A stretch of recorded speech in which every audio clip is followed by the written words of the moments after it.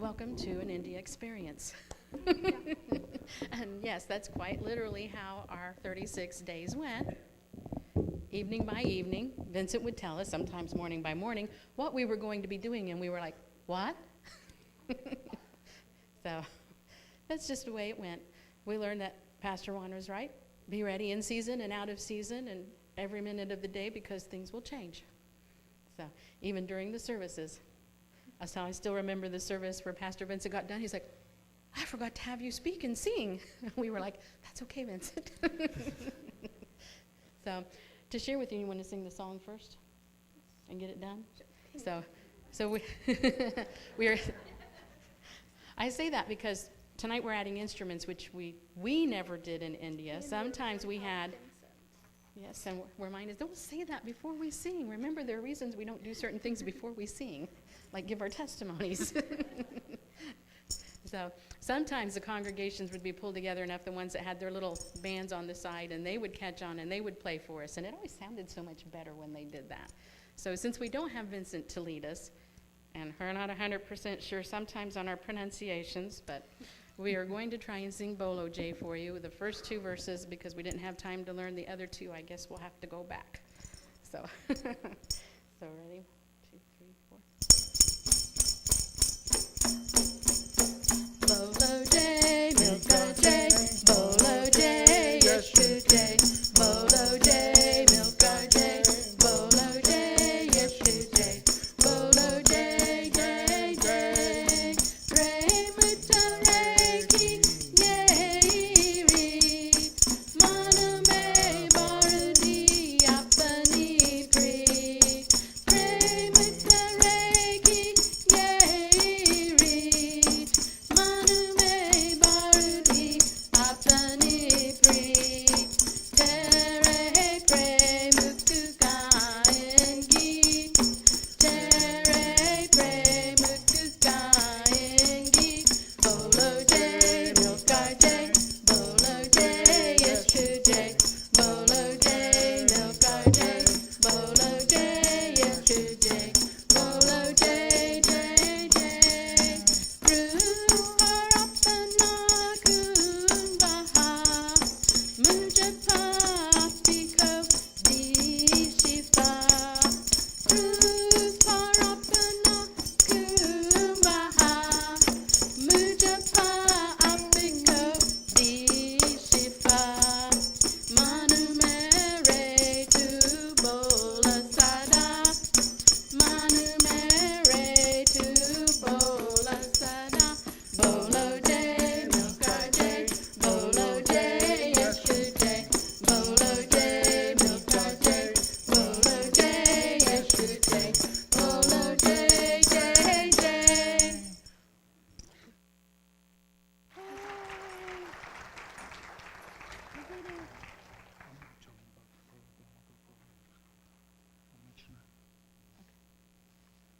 Do you later or now?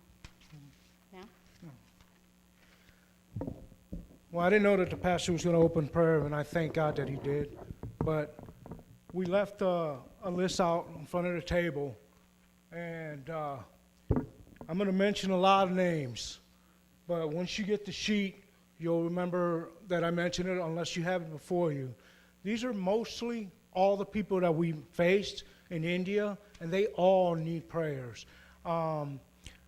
Prayers to have their churches get revamped, or just to get people to come into their church.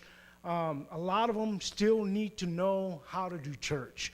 When we were there, we were helping them how to do Sunday school, how to actually do vacation Bible school, how to, have a Sunday service. Because normally they would just sing all day and sing throughout the service, and then maybe right at the end, the pastor will say a few words, and then they'll sing some more. Well, Pastor Paul had us show them how to do church. And so just pray for them so that they will learn how to do church the right way. Even though, trust me, it was all beautiful. It made you cry because you knew that the presence of the Lord was there. I mean, once they were singing their language, I had holy bumps. I don't believe in goosebumps. It's holy bumps. I had holy bumps on my arms, and I knew it was because of the presence of the Holy Spirit. So, Pastor Monsoon and his family from Kadan Baptist Church. Pastor Majid and his family from Praise Baptist Church. Pastor Gurjit and family from Glory Baptist Church. Pastor Stephen from Salem Church. Pastor Matthew, he was a chaplain from Hilda Paul Hospital. And the doctor's name, Dr. Divakar. Reverend David and family from Holy Jerusalem Church. And we also have Pastor Charles, who was also from Holy Jerusalem Church. I put Edward, he's the doorman. He's not a pastor, but he was a doorman from one of the hotels where we were at. He knew we were Christians because he came right up to me and says, I am a follower of Jesus Christ. And we've been friends ever since. I have a picture of him all over Facebook, and he inspired me so much that I never forgot his name, and I pray for him every second I get. Because over there are so many different type of churches, and not just Christians. You almost look like a mall of churches. You can choose Christianity, you can choose Hindu, you can choose whatever church they may have there, the different churches that they have. You can choose what you want. And it's kind of sad because it should only be Church for Christ. For Jesus Christ I meant, not Church of Christ. That's a different church. But basically, but you know what I meant. That's why you're laughing. But basically, the reason why I say it's sad is because so many people could get confused. You look and literally there's a Christian church, a Catholic church, a Hindu temple, a cow temple, a rat church, yeah, they worship rats, a snake church who worship snakes. And there's a line of different churches, and you get to pick and choose which one you want to serve. But there's only one true God, and we all know that. So they're pretty much confused over there, and it's our job, or the pastors that I'm mentioning and the other churches that are there that are preaching the Word of God, their job is to bring the Word of God to them. All right, and continue. Edward, the doorman. Lilyby Memorial Baptist Church. They don't have a pastor, so I didn't mention him. Vincent calls it the Suffering Church, who is without a shepherd. Right now, he stayed there when we came back, and he was working on finding a pastor for that church. Pray for Lily Baptist Church so that they do find a shepherd. JJ Children's Home. We sponsor Sudhir, and he's from that, and he's in the 10th grade? Finished 10th grade. He just finished the 10th grade. Good news on him. While we were at the service, he was playing the drums during the service. So the kid that we're sponsoring since he was a little kid has grown to be a nice young man who loves the Lord. He's praying that he can come to either the United States or Canada and to get some more schooling and hopefully take it back to India, and which is what Pastor Paul is hoping for. Paul Indian Mission Bible College, which is new this year. Pray for them so that they will grow, because I think they only had like 14, maybe 14 college students there, but they're praying for some growth. And if it grows, it'll be awesome, and right on top of it is where JJ Children's Home is. So downstairs is the college, and then the orphanage is upstairs. Pastor Stephen and family from Macedonian Baptist Church. Daniel Pastor, he's also a pastor, but I couldn't say pastor. So I said Daniel Pastor first because his last name is Pastor. He was the interpreter at Macedonian Baptist Church, and I didn't want to say pastor, but that's how we introduced him. Hi, Pastor. But it was kind of weird. But he knows very good English. He came, I believe, to the States and learned from, I believe, the same seminar the pastor went to, because we kind of was talking about it. So he went and did some Southern Baptist study and went to the seminar as well. And he speaks very well English. Pastor Ramesh and family from Freedom Baptist Church, Pastor Ruben Thanison from House of Praise, Pastor Nana Seeker and family from Miracle Glory Baptist Church. And last but not least is our very own Pastor Vincent Paul, who needs a lot of prayers. We went with him for 36 days. We observed, we helped, but we've noticed that he has health issues, and he's not telling anybody. And we've been checking on him, always asking him to take his medication, do what he needs to do, but if no one's watching him, he's not taking care of himself. So, he won't do it. If someone's watching him, he'll do his medicine. Or diabetes, he has to do his shots 2 or 3 times a day. And I was his roommate, and I kept reminding him, hey, have you done your shots today? Oh, I forgot. So let's pray for him that he does not forget. He's overworked. He goes to all these churches, help all these pastors, and make sure that they're doing their work, but he's not taking care of himself. So please don't forget Pastor Paul, because he needs to take care of himself so that the mission can perform well. So please don't forget these guys. Back to you. Okay. Most of the time when we went, and we were surprised several times, we were told before we left, be prepared to do VBS 2 times in 2 places. Okay. So, yes, we were told. I even called back and asked him one time, okay, Vacation Bible School, 2 days in 2 places. Well, maybe 3 places, possibly 4. I was trying to find out how many kids so we would know how many to plan for. Probably not more than 25. Probably 25 altogether, 25 in a place. The detailed part of this was a little bit shaky. So we went shopping for stuff for beads. It's like the story time, that's when you can handle as many kids as you want to with the stories.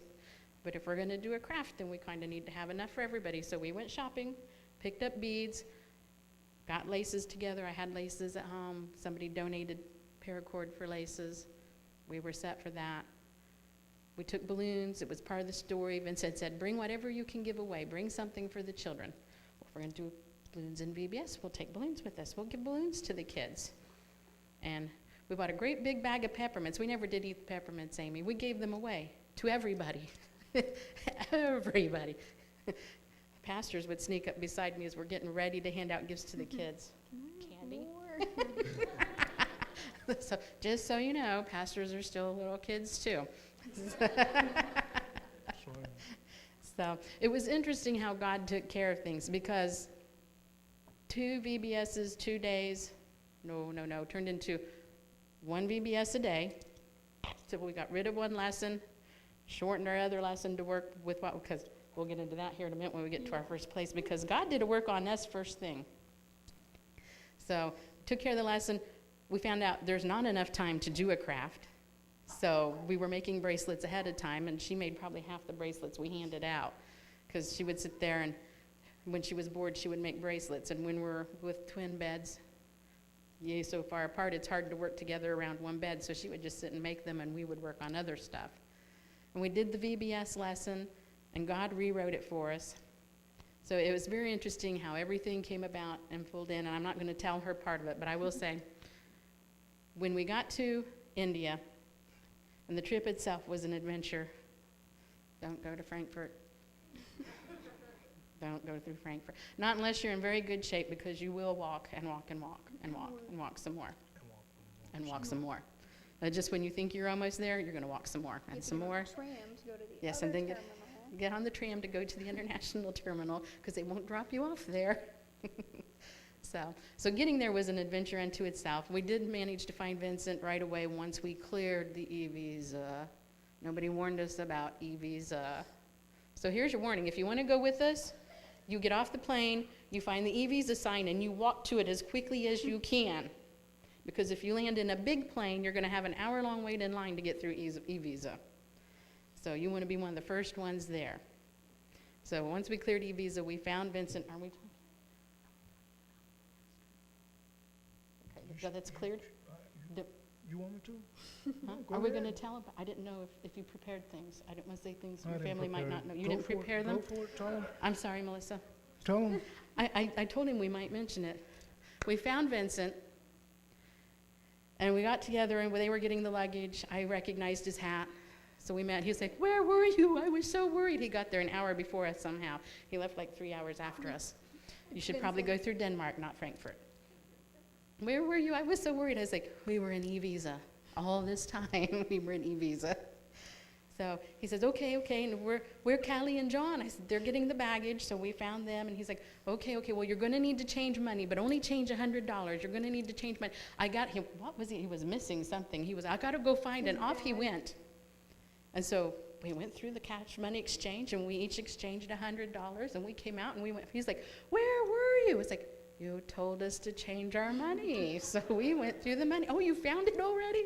"Yes." We were standing right next to it when you told us to change the money.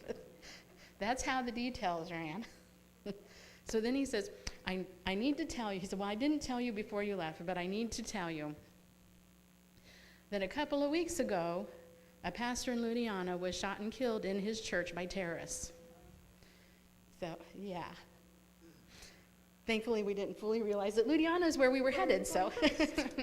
So, thankfully, we didn't know that. But it was a bit shocking. It's a good thing God had already prepared us and let us know that he was already there ahead of us. Mm-hmm. So we went, and we'd done all that traveling, 2 hours to Jersey. 2.5 hours. 2.5 hours to Jersey, 6 hours to Frankfurt, 7 hours to Delhi, to ride 2 hours on plane back to Chandahar, to ride 2 hours in a car to Ludhiana. Without Vincent and Rico, because they were in another car. Yes, this was our welcome to India. So the airport at Chandahar is very small. Pastor Manzoor found us right away. We had no idea who he was. They take us out, and Vincent's like, "Where's the big car?" "I told you to bring a big car." Oh, we didn't understand what went on in that conversation, but his son kindly escorted us to one car and put her and me in it, and then proceeded to take Rico and Vincent off to the other car, and we're going, "Where are they going? Where are we going?"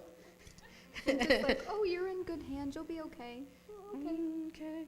Yeah. We're just in a foreign country. And then Pastor's son climbs into the front seat next to the driver, and we find out halfway there that he really doesn't know a whole lot of English. So if we needed to scream help, he probably wouldn't know what help meant. yeah. Hopefully he recognized faces. So it's a very interesting welcome to India. We were all extremely tired by the time we got to our hotel to be welcomed by Vincent arguing with the desk manager. Like, what? We're trying to catch on to it, and he's super fast. If you've ever spoken with Vincent, if he's excited and he's talking super fast, it's very hard to understand what he's saying. But he kept saying the word king size. It's like, what? So finally, I was like, "What's up?" He said, "Well, we were supposed to have 2 rooms with 2 single beds. We have 1 room with 2 single beds and 1 room with a king size bed." It was funny. I was like, Enrico's going, "I am not sleeping in a king size bed with him."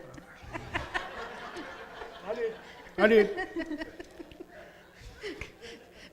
So I looked at Callie. I said, "Are you good?" She says, "I'm good." I said, "Vincent, we'll take the room with the king-size bed. It's okay." I said, "We're going to be dead tired. We'll sleep on our own sides of the bed. It's not going to be a problem."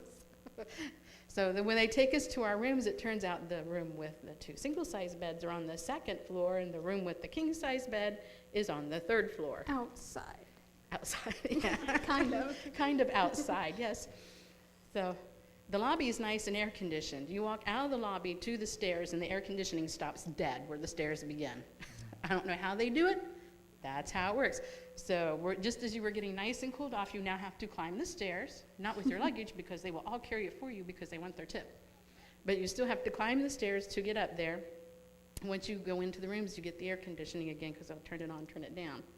They drop them off at their rooms, and we're like, "Okay, where's our room?" And then they take them. We're like, "Where are we going? We've just been through this with the cars. Where are we going?" And they take us upstairs, and you go out on the balcony, and the doors to the other rooms are up there on the balcony.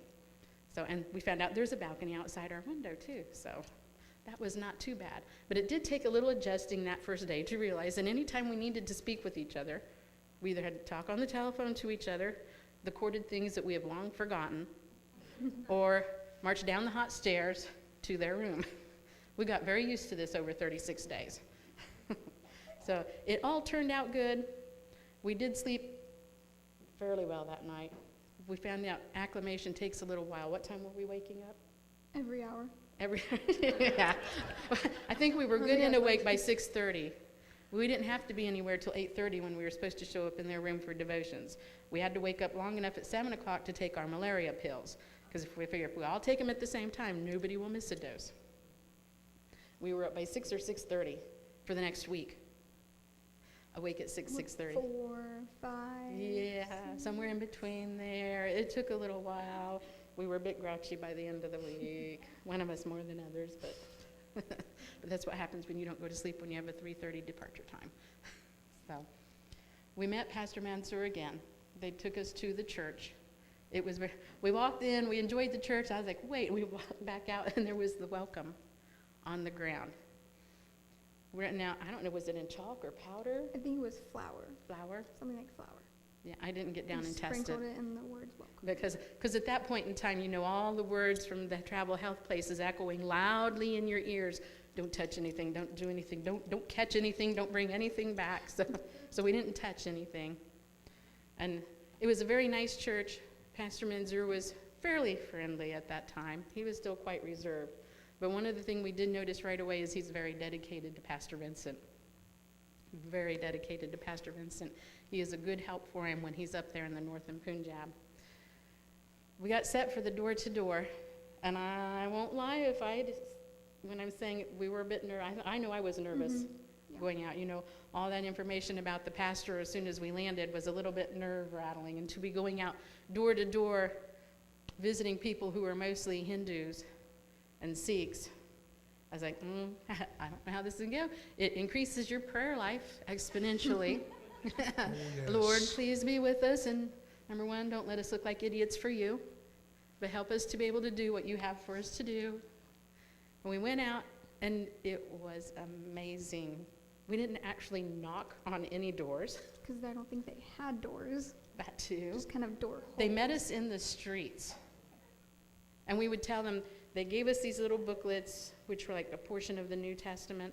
They looked a lot like comic books, but you could tell it was Bible stories looking through it. And we were to hand those out only to the big people. I told you Pastor Mansour was a little bit reserved. I don't think he ever spoke to you guys like that. No. When his back was turned, I handed them to the little kids anyway, because 2 of the little kids had one, and the third one kept asking for one, so I was like, don't get me in trouble. But they would come out and greet us, and they started following us around wherever we went. I told my husband, I said, I wasn't exactly sure why the young men were following us around until I turned around and saw Callie in the middle of a photo shoot with them. So I did not approve of this beforehand. They just followed me. I turned around and looked, and she's standing back there, and they've all got their cameras out. I'm secretly screaming, help in my head. But we didn't lose you, so. It's good. I'm So. here. We did kind of a route, and as we came back, they start talking to Pastor Vincent and Pastor Mansour, and they're telling us they want you to pray for them. They want you to pray, sister, pray for them. And I'm thinking, we haven't really said anything other than we're having VBS tonight, bring the kids and come. But they're asking for us to pray for them. They're in the street.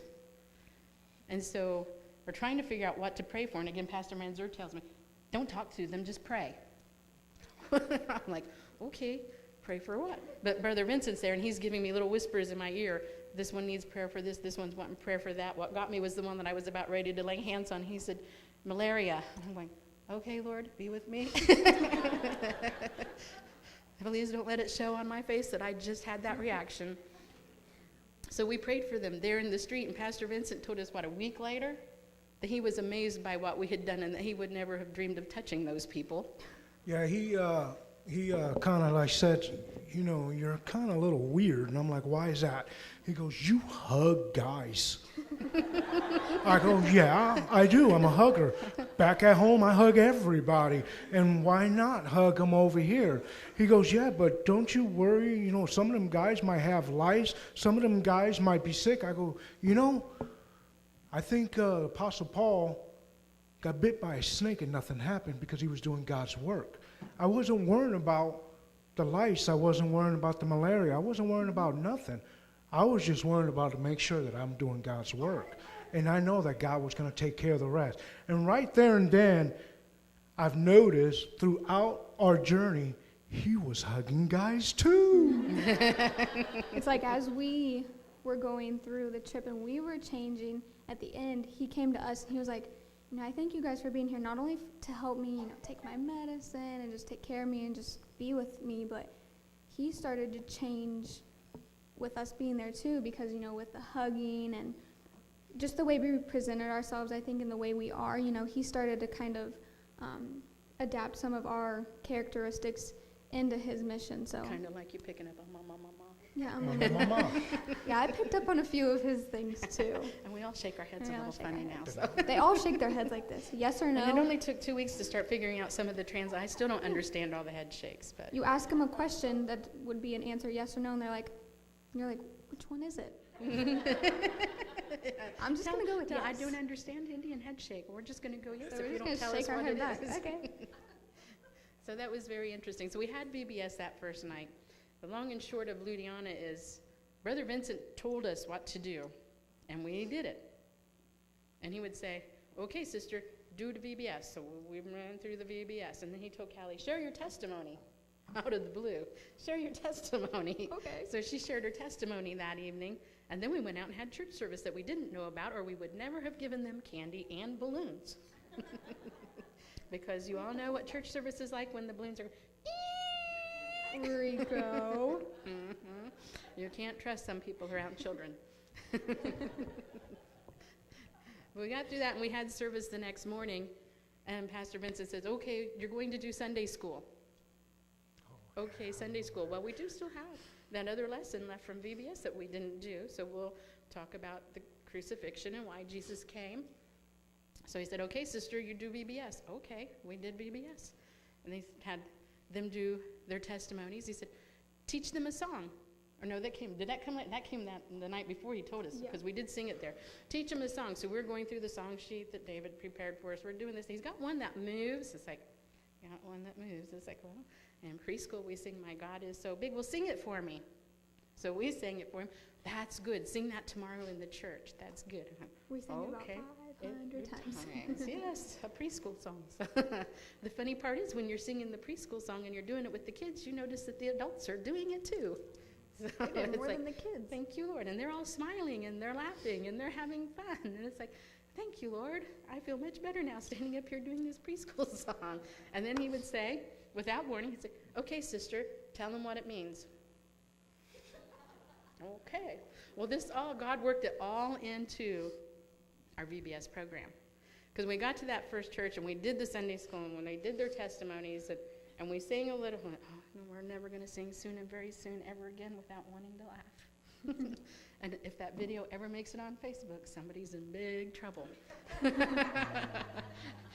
Because Pastor Vincent would also tell us, slow down. Sing it slow so they can learn the words. You should never, ever sing soon and very soon slow unless you want to have one of those kind of funerals. Because it was terrible. Rico said, somebody will videotape that. Probably Pastor Mansour, you know. With the thing. Vincent has a video of it, and it's horrible. He said, none of us are smiling, and we sound like we're at a funeral. I said, that's because he told us to sing it slow. So we practiced singing without Vincent, and the next time we sang with him, it's like, we're not singing it slow, and you're going to smile when we sing. And things started turning around then. But after that service, if you've seen anything on Facebook, you saw they served us lunch in the church. They just roll out mats, and everybody sits down, and they bring out the food, and they start putting it on plates. Since we were guests, we got the nice treatment. We got to sit at the table, and they brought it to the table and put it on our plates for us. But they do that everywhere. They want to put it on your plates for you, and it only takes a week to learn that you got to start telling them, not so much, not so much. They will fill your plate and fill your plate again and fill your plate. If you keep eating, they will keep filling. So, and it's all carbohydrates. Well, to eat, we put all our stuff under the table because they were putting our food on the table. And then we went to baptism at the river. At the dirty river. At the dirty river. I wore my sandals that morning because we were going to be in church. We didn't know we were going to baptism. We did not know we were going to a river. I said, if you watch the video that I took the video, number one, so I did not have to look off to the side. I told Gary, I said, what you don't see is me standing with my back to the men in their underwear who were just bathing in the river before we did baptisms. So it's like, don't look at them, put the video on. You don't have to look anybody in the eye. You don't have to say anything to anybody. Just videotape the baptism. So after that, we went back to the church, and Vincent laid down to rest because he didn't feel well. He said it was probably the dirty water in the river, and I'm thinking it was mostly jet lag combined with the dirty water in the river, but it was a very brown river. And so we were back there with Vincent. We were drinking our water because we were drinking water constantly at that point. We were still adapting to the temperatures. And they said, come dance. We're like, what did they just say? Come dance. They want you to come dance. And they've got music going out there. And we're like, really? They don't take no for an answer. They just smile at you and keep saying, come. And they do. They will pull you right on out. So somebody took the video portion of it, and the rest of us danced. I was the smart one. I took pictures so I could just stand back and just take pictures while they danced. And it was fun. Yeah, it was fun. And Sister learned Asha all. would sing every now and then, so we knew we were dancing to Christian music because she sang it in English. Victory in Jesus. Yeah, Victory was in one of them. Jesus. Did they do I Have Decided that day? That one too. Yeah. So we danced to that. They had their work cut out for them because they were trying to teach me when to put my heel out, when to bring my foot back, and put your hand at the same. Yeah. It's You know like how Just coordinated I am Dance. with dance, right? Yeah, you can just imagine. They had their work cut out for them with that one. But it was a lot of fun, and we fell in love with them. And then it was time to leave. So we got into a car, and we drove another 2 hours to Amritsar. As we're leaving Ludhiana, Pastor Vincent's asking Pastor Manzoor about the church and the pastor who was shot, and did he have a family? Yes, he had a wife and 2 small children. And yes, there's the church over there. I looked at the clock. It was about 20 minutes from our hotel, which I don't know where that is in relation with Cadden Baptist Church. But thinking how we might have 20 possibly minutes. went through the city, I'm thinking maybe Yeah. 15 minutes from Pastor Manzoor's church, because we probably went that direction to leave, didn't we? It couldn't be more than 15, 20 minutes. Yeah. So very close, and you could tell they were worried about it. And the government keeps telling them they have to have cameras in the churches. And Pastor Vincent's like, you really don't want to have to follow that if you don't have to, because what they're going to do is they're going to say, we want to see what's on the camera, and they'll know who all's coming to church. So, but it is government rule. They found out in the South that all those churches do have their cameras in place. So Pastor Vincent was trying to figure out how to help out Pastor Manzoor and not get him into trouble, and yet not have it be a bad thing either. So I don't know if they got that ever figured out or not. They were still working on that when we left. But in Amritsar, it was different. We were still 1 floor above the guys. There was an elevator, but we had figured out by then that it was probably a good thing to walk because we were doing an awful lot of sitting. Every church we went to had this arrangement with 4 chairs because Pastor Vincent was with us. Maybe some more if there were a couple extra pastors to sit up front with us. And we were expected to sit in front of everybody and wait for our turn to do whatever we were doing. So we had the medical camp first. We met both Pastor Manjeet and Pastor Gurjeet. But Pastor Manjeet's church was the one that basically hosted the medical camp. He was the one that was there. And it was a very interesting experience. We took the over-the-counter stuff that everybody donated here, and Vincent went out and bought more over-the-counter stuff there, and they laid it all out for the doctor that came to volunteer for this. And so Vincent said, you help the doctor. So she sat and cut pills apart and loaded packets and put in there whatever it was he told her to put in there and fold it out and hand it to the patient. He said, you pray for the guys and you pray for the girls. And that's what we did. And there's an awful lot more women that come to these medical clinics than there are men. It's the same as over here. Guys don't like to go to the doctor. Well, there's a lot more women that come to church too than men. But I tell you what, I've never prayed so much in my life. I mean, they love prayers. And they would there's some that will come to the medical clinic, nothing wrong with them. They just want you to pray for them. You know, and there would be lines outside of the church just so that they can get prayers. And even people like in the church after services, you know, you'd be done with service, they'd come up to us like, can you pray for us? Well, we'd have to get a translator because we had no idea what they were saying. So we get a translator. We'd understand what they wanted prayer for, what was wrong with them, and we would pray for them. But everybody wants prayer. When they saw us, they wanted prayer. But we prayed for them, and it was extremely powerful, not only to them, but to us. And that was the night we went up on the rooftop for church. I wish we had an open rooftop. I really do. I wish we had loudspeakers. It was, you can't describe it. It was an experience. I can describe Go it. ahead. He calls it. I call it my favorite. This was the scarf that they gave me when I was at the rooftop. And I told the pastor and I tell my dad and everybody that I call it Bethlehem. Because every time we read the Bible stories, we could imagine the stories in the Bible, how they have church on a rooftop. And this is exactly what we did. We had church on a rooftop. And they had horns on all four corners of the rooftop, which these horns weren't small. They were humongous. So they went miles. Our voices carried miles. And while we were giving our testimonies, hundreds of people heard them. When we were singing, hundreds of people heard it. When we were talking about Christ, hundreds of people heard it. And that's what mattered. That's why we went, to make sure that we share the love of Christ to everyone. And it was so humbling because it was at night, it was dark. There was church. The whole rooftop was packed of heads. All you saw was people. And sorry that we disappeared on you. When it was time to go, they dragged us to go because we're three white people. I was white. I'm Puerto Rican, but I'm white. It was amazing. They said, you white people have to go now because they're going to bombard you with prayers. So we start taking off, and I'm like, all right, let's go. Callie went downstairs, and I'm like, Sylvia, let's go. Sylvia, let's go.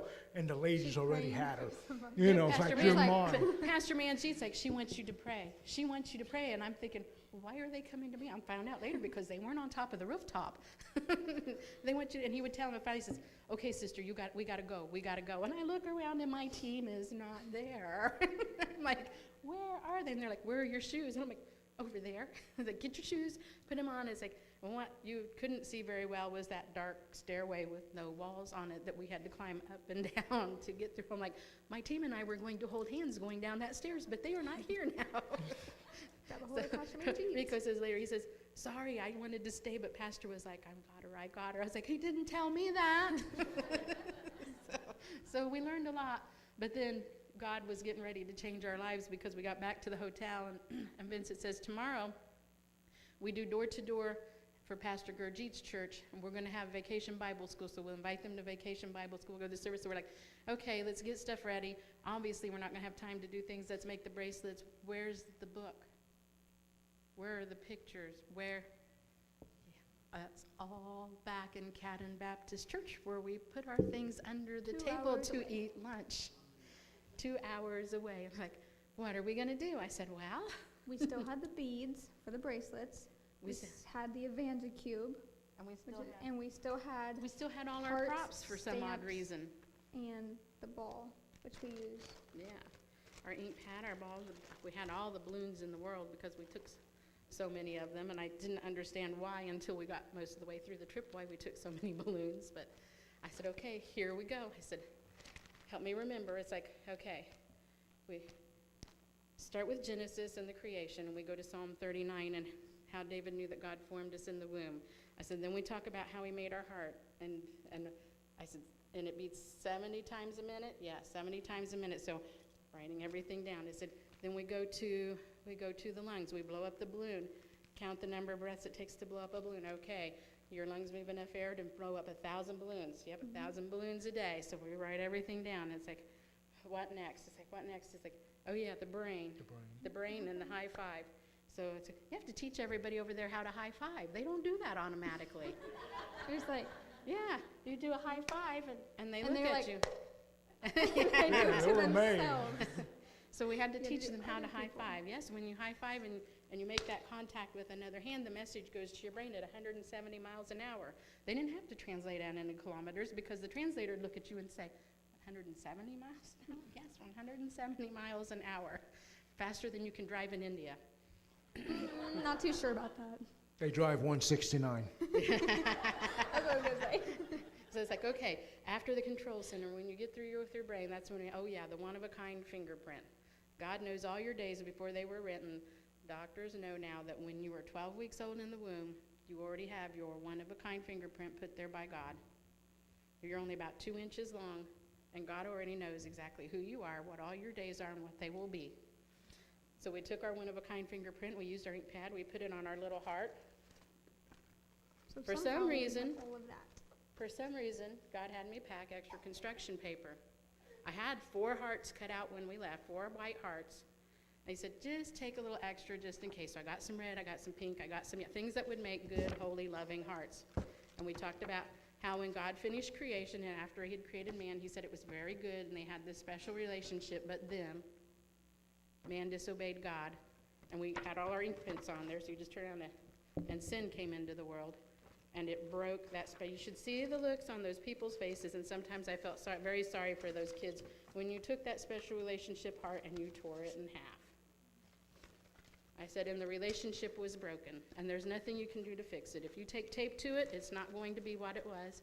If you try and glue it, it's not going to be what it was. Nothing we can do can ever fix that relationship. I was like, we have the EvangeCube. I was like, did you remember the EvangeCube? We got the EvangeCubes at the car wash we had out here for that neighborhood block party, and somebody handed us each an EvangeCube. I had mine. We had talked about before going that the EvangeCube might be a good idea to take along, so I stuck it in my backpack. So we had the EvangeCube. Rick was like, yeah, I can probably do the EvangeCube. And he took the instruction out, and he was reading through it, so his job was to do the EvangeCube. Do you want to share with them how the EvangeCube works? And I enjoyed every bit of it. I got a lot more confidence with this cube, and I think I got to figure out how to send it all to each pastor because each one of them want them. But I think this is my favorite thing. Sorry, I'm going to go ahead. That's fine. This is my favorite thing that I've done in India because I can't really pinpoint one favorite thing in India. It's 36 days. I fell in love with everybody there. I fell in love with every church.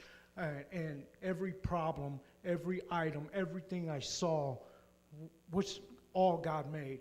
God prepared a safety net for us through the whole trip. Mind it, I have MS. I can't be around heat. I survived 36 days without a relapse. He complained about God the air did that. conditioning. Huh? I said you complained about the air conditioning. It was too cold. Well, your room. Because you guys were drying your laundry. You had the fan on. You're almost like my wife in the bedroom. The fan on, the air conditioner on. Oh, no, this is crazy. But getting back to God's word, which is what's more important, my favorite thing was sharing God's word throughout India. That is my favorite because I did it with this cube. And it was remarkable because one of the church, I'm not sure, I think it's the House of Praise. The entire church came up forward when we were done. And they all reconciled their lives. You know, and the pastor came to us and thanked us and says, when are you coming back? Mm-hmm. Because he had other villages that do not know Christ, don't know of Christianity, and needs to know Christ. And that place is hurting. The whole entire country needs us to go over there and show them the love of Christ. Because that's all we did. We showed them hugs, showed them loves, and they knew exactly what we were all about. We were Christ's kids, and we just proved that, you know, with what we did. And then she blew my mind. She did, because here's an 18-year-old girl leaving United States of America without mom and pops, who she loves with all her heart, by herself, and then they trust me? That was hard in a third world country, especially, you know, I'm white too, you know. It was really hard, but you know what? God had that taken care of. I mean, because I watched this girl mature overnight and pulled on the full armor of Christ in a snap of a second. And boom, watch out. Because when she came back, she still has the same fire. Yeah. My So- turn? Yeah, because we had the beads, and we didn't have Yes. time for crafts. So I said, if you look it up online, and we were looking up online, I said, learn about the colors, share about the bracelet before we hand it out to them. And some odd reason, we just bought the, 700 pack of beads? 720, we had to go back after we came back because we dumped them into Ziploc baggies, so we wouldn't have them all over the backpacks when we traveled. So, This is what we made the beads, the bracelets with that I have on. She has one on, I think. We had a ton of cording for some odd reason. yeah, God said the paracord might not be enough. Go dig through your preschool supplies because you do the 100 bead necklace every year and you always lose it, so you buy more. So I went looking and I found 3 things of twine and a great big huge bag of plastic cording. I didn't know I wanted to take the cording because I bought the twine because the plastic lacing didn't work very well for the necklaces. But Spirit said, pack it anyway, just in case. So we ended up doing 10 BBSs, probably.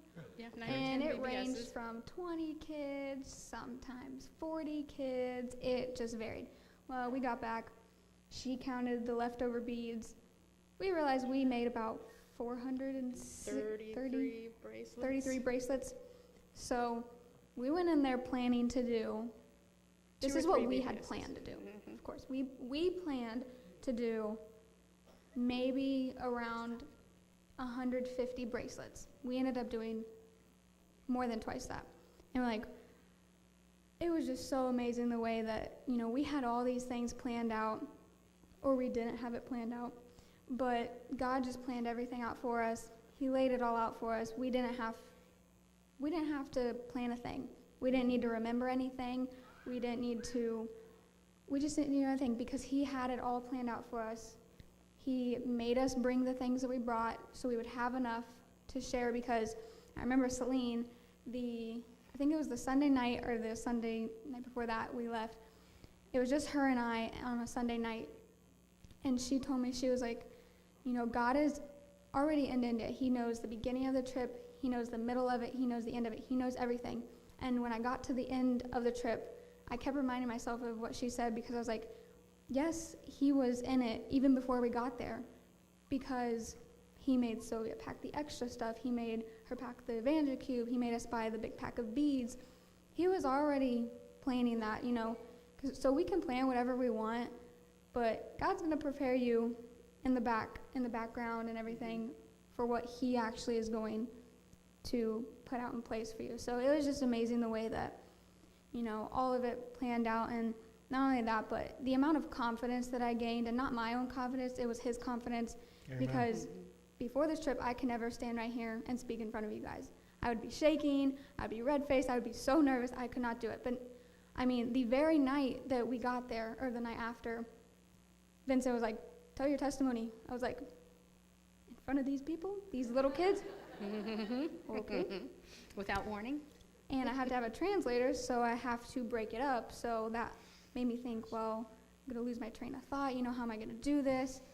Nope. I just went right ahead, told my testimony, broke it up into sentences so the translator could translate it for them so they could understand. And, by the end of the trip, it was just not a bad routine, but it was just a routine, You would break whatever you would say up, and you just nothing was like, you didn't ever lose your train of thought. You just kept going. The Holy Spirit just kept flowing through you, whether you were breaking for the translator or not. You just kept going. And just the amount of boldness and confidence and strength that Christ gave me, and I know all of us, was just above and beyond anything that we can do on our own, because it's all from Him. And I just fell in love with it so much. I would go back if He called me, hands down. I'd drop everything to go if He called me. But I'm definitely not going just on my wanting, because I learned that what I want and what I plan is not what He has planned. So, Amen. Amen. So the reason it took so long to get to this point is this is the work God did in us. Because at this point, after we went through the service at Pastor Gurjeet's, and we learned how to do the VBS that God wanted us to do, and we did the songs the way God wanted us to do them, and we loved the people the way He wanted us to love us, all of a sudden we realized we were a team. Not just any old team, but we were God's team. We were a team of 4 that were working together by God's moving and God's leading And it was absolutely wonderful. Most people would say there's a bond between us that you can't see, but I'm pretty sure everybody sees it when we come in and we look at each other. And we don't have to say anything. Just look at each other. There's just a smile there because we know we're a team, we're a family, and God is for us, and He has things for us, and He just sent us on the most miraculous adventure of our lives, and we got to work with Him the whole way. After that, the services were not so scary. The experiences occasionally were. We did learn a few new things, and the reason, if you read through the prayer list, it says that Pastor Stephen is single is because that's the reason Pastor Vincent gave us for the welcome Pastor Stephen gave us, which was a little startling. That's what finally shook her into her prayer boots. Last summer, she was well-grounded, well-armored after that, because Pastor Stephen, I'm not sure why we went to our church. Did Vincent ever say why we went there? It was a friend, or he knew. It was He knew right him. down the street from where we were staying. We were in Gondadam. He was like, oh, we'll just stop here and we'll go meet the pastor. Little did And we we know, knew. meet the pastor turned into... Interrogation. Kind of like 20 questions over church history, current events, and why are you here? And you do know you can't preach here because they will kill you. And he made that point several times, and I'm Very thinking, clear. we're not asking to preach here, we're asking to share God. None of us are planning to preach. That's what Vincent does. But yes, we had a good, I don't know, a 15-minute interview with him. I know it felt like hours, but Yeah, it felt like 3 hours. they brought us tea. You couldn't have swallowed it for anything because it was very uncomfortable. And I told Callie later, because we got to the room, and she was shaken, very, very shaken, to the point of tears. So we hugged her, we prayed with her. He went and told Vincent, and the next morning Vincent had a talk with us. And he told us, Pastor Stephen is single. I guess the man needs a good woman. I don't know. I don't really know what that has to do with it. But I told her, I said, I think he was just testing us to see what we were really there for. I said, because before we left, I'm pretty sure I saw almost a smile on his face, just the little turn of the corner of the mouth. I think he almost smiled. So I really think he was just testing us. Vincent says, you each have 5 minutes to give your salvation testimony. That's all we were going to do that morning in the church. And that's all we did, well, except one of us took more than 5 minutes, but I thought, you're pretty good. I could get anything out in 5 minutes or less, so I probably took about 7 or 8. Yeah, I timed you. I told him, I said, I think I went longer than 5 minutes. Rico says, you did. They videotaped it. It was the most modern church we were in the whole time we were there. And I told Pastor Ray, I said, it broke my heart. It was like a lot of the other Indian churches. The men were on one side, the women were on the other side, including us. It was the one place that did not set us all up on front. She and I were off to the side over here on the women's side. And Rico and Pastor Vincent were down in a single row of chairs next to all the men sitting on the ground, way over on the other side. So they went through. I said, if they'd have had a bulletin, I would have said they were a bulletin church. That's just the whole way it felt. Everybody knew what song was next. Everybody sang it. They had their Bibles open. Everybody knew who was reading what verse next. We had our 5 minutes each of testimony. They went through the service, bing, bang, bam, boom, boom, and it was done. And I said, thinking, this is the most American church I've seen over here. And our American churches are not good. They've gotten too comfortable. They're happy where they're at. They're not outreaching people. They don't grow beyond their size. Dear Lord, help this church not to be an American church. I prayed the whole service for that church that they would not be what we have become, because our churches need to shake up and wake up and be a little more Indian and have a good spirit of fellowship and spontaneity and just, I love you, Lord, hallelujah. So I think that's why God sent us there, not necessarily just to meet Pastor Stephen, but to realize that some of the churches over there need prayer in different ways, because they had lots of people, they had lots of money, they had the big screens on the wall, they put the words up in English so we could sing. They had the video camera out there in the middle, they had the electrical instruments, but it felt very poor in spirit. The people were friendly. They all greeted us afterwards. If you read through the prayer list, one of the young ladies came to me, gave me a prayer request. I wrote it down. It's in the prayer list. It was very sad. The other ladies were all set to take us off to join the line where everybody's eating out of the community stuff. Over 1,000 people. Over 1,000 people. Yes, it was a very big church. And then some of the church leaders came and rescued us and said, no, they have to go eat over here because they can't eat what you eat. So they took us off to a little room and served us food that was not community touched and prepared especially for us, so we didn't have to worry so much about it. Travel Health will probably never want to send us back again. But because in several places we sat down to eat. And these people are so generous, and they're so happy, and they want to share with you, and they bring out their plates with the water still on them where they've just washed them in their water. And they're bringing the food out. And if you're really lucky, there's a napkin there, and you can give it a quick dry, but usually not. And the first time that happened, they're like, what are we going to do? I said, we're going to pray real good over this food, and we're going to eat what we can. So, and we're not going to tell Travel Health what we did. So we did. And health-wise, we were pretty healthy. We did experience some discomforts, but nothing paralyzing beyond a black egg. You can tell about that one if you want to. We got very tired by the end. Pastor Reuben kept saying, are you tired, sister? You look tired. Yes. Are you tired? Yeah, I'm tired. I'm thinking, I don't think I'm any tired more than I have been, but I said it dawned on me by the time we got to Chennai, and I checked. When Kathy was 14, she had severe anemia. They had to give her 2 blood transfusions, and our pediatrician said, see her eyes? What color are they? I said, white. He said, they're supposed to be pink. If you have white eyes in here, you are anemic. You need more iron. By the time we'd got to Dr. Keeby's, her mouth was starting to turn blue. She was that anemic. We didn't turn blue. We were good. So I looked at Callie. I said, do you see how white my eyes are? I was like, what color are yours? And she pulled, I said, yours are white too. I said, we have no iron. That's why we're tired. I said, we are going anemic. We need to go home and eat beef. So, or at least some green leafy vegetables or something with iron in it, because you can't eat those over there either because they washed them in their water. At the end of it, I didn't even care. I just ate it. Yeah. They put it on our plate. Anything other than rice. So the rest of our trip went very much like that. Vincent would tell us the night before what we were going to do. We kept telling him, you know you didn't write all these VBSs down. I said, you know we're not ready for this many. And that's when we got to figure out, but God was, because we still have enough stuff, so we will do it. And that's when he told us, you know, I thought I had it written down. I planned to write it all down, but I'm 73 and my mind's not so good. And we're like, 73? I was like, well, he went to Clear Creek with Pastor Ron. Pastor Ron is like a little bit ahead of my mom. My mom's going to be 71. Yeah, I bet he's supposed to be 73 right now.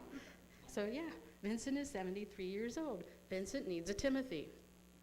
It's in the prayer sheet. Vincent needs somebody to go with him constantly, especially to the ATM, and to watch him with his medications, and to make sure he drinks water. And don't overeat the spicy stuff because you're going to complain about it later.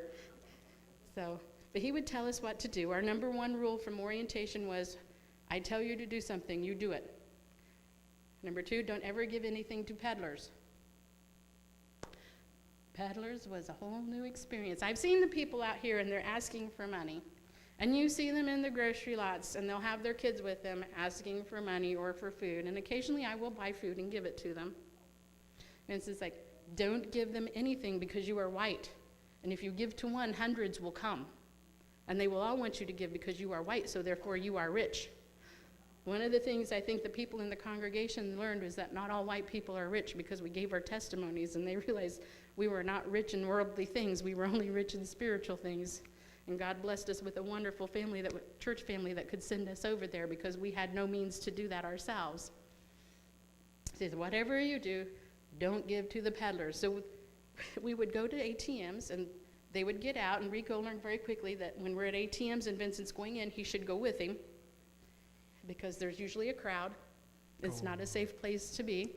So we would be in the car with the driver. Sometimes the driver would get out, and he would stand. I don't think they felt very comfortable being left with women. But they would get out and stand outside the car, and then they would come and tap on your window, and they were wanting money for food. And I said, the adults are bad enough, but then they come with the children. I said, but what's worse is when the little kids are coming up to your window and tapping on the window, and you know you can't give them anything because everybody's going to see that you are white. And Vincent will be coming back saying, I told you not to give them. So we would just look at each other, try and smile and talk and not look Carry on out the windows, conversation. even though you could hear them tapping at the windows. That was one of the hardest parts. That and the sleeping on the sidewalks. Yeah. One of the hardest stuff for me to see in India was looking at grandpas sleeping because they're homeless outside. Little kids sleeping outside because they're homeless. And you'll see it all over India. It's so overpopulated. If you guys know what New York City is like, imagine India like that 24/7. Downtown New York City, that's India. And there's a lot of poor people.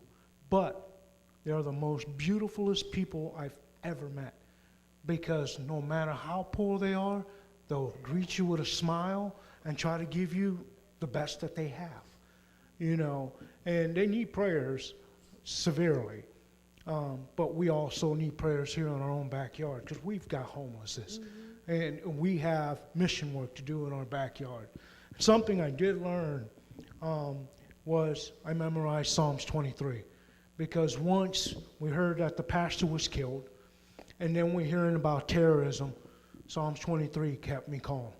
And when I got up in the morning, I quoted. When I went to the bed, I quoted. And I catch myself every day quoting Psalms 23. The Lord is my shepherd. I shall not be in want. He guides me to, no wait. He makes me lie down in green pastures. He leadeth me beside the still water. He restores my soul. He guides me to the path of righteousness for his name's sake. Yea, though I may walk through the valley of the shadow of death, I fear no evil, for thou art with me. Your rod and your staff, it comforts me. You prepare a table before me in the presence of my enemy. You anoint my head with oil.